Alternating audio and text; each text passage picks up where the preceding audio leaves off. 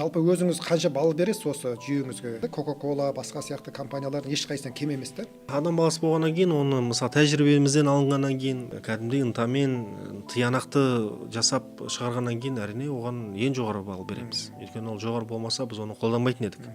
Егер біздікі төмен, мысалға батыстікі жақсырақ болса, біз өзіміздікін сырып тастап, солардікін қолданатын едік. Қолданып да жатырмыз, былайша айтқанда бізде енді комбинированная история ғой.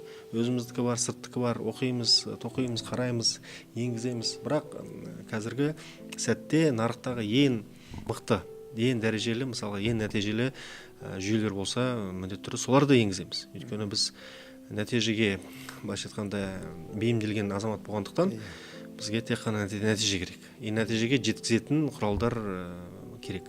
Біздікі практикадан шыққаннан кейін енді көп жерде расында көмектесіп жатады.